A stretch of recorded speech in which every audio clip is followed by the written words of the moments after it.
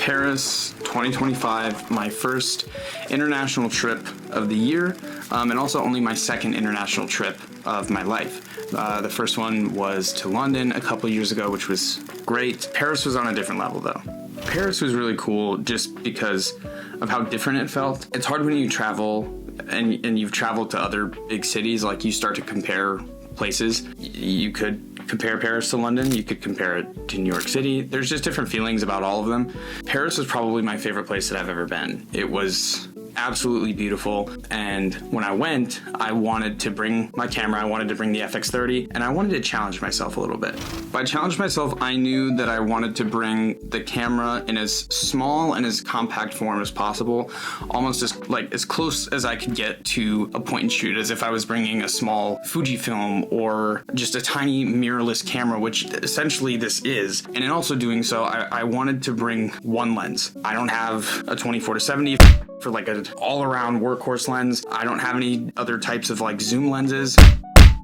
Mainly everything I have is primes, but I also wanted it to be more interesting. I wanted the filming experience. I wanted to really have to work for the shots that I was getting. So that's why I brought this. I brought this tiny little Canon FD 50mm f1.4, and it was so fun. Now, granted, it's a 50mm, and it did very much limit what types of shots I could get. However, I think what I got is awesome.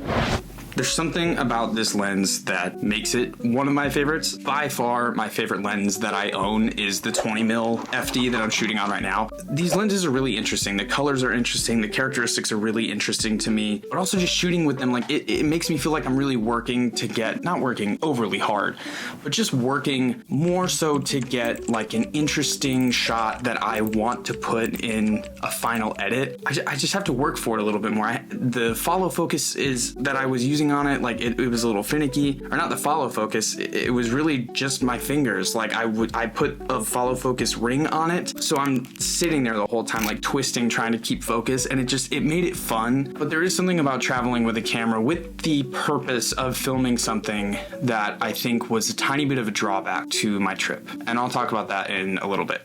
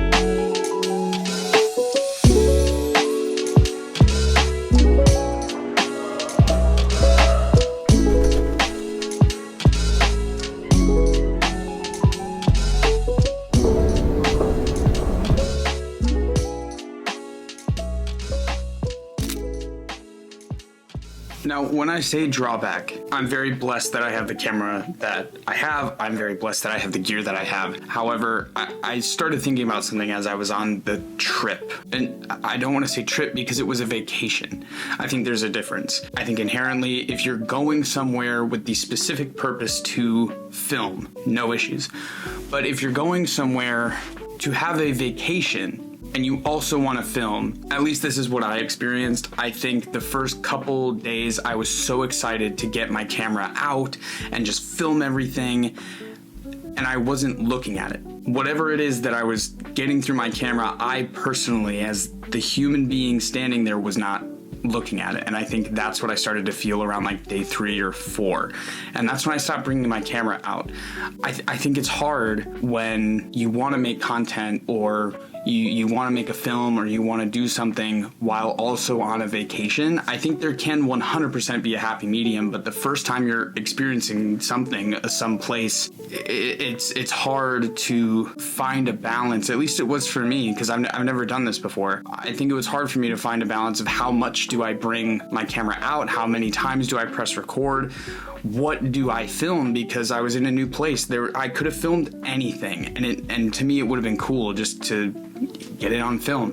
When I say drawback, I think that was the drawback that I started to feel around day 3 or 4. And then after that, I just started experiencing the city differently.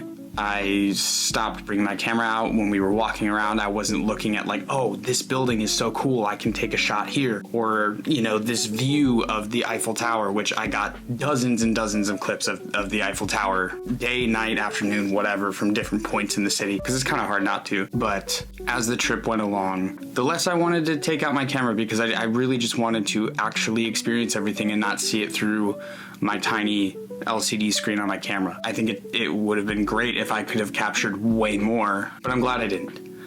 I'm glad that towards the end of the trip, I really just started looking at stuff with my eyes rather than through a camera.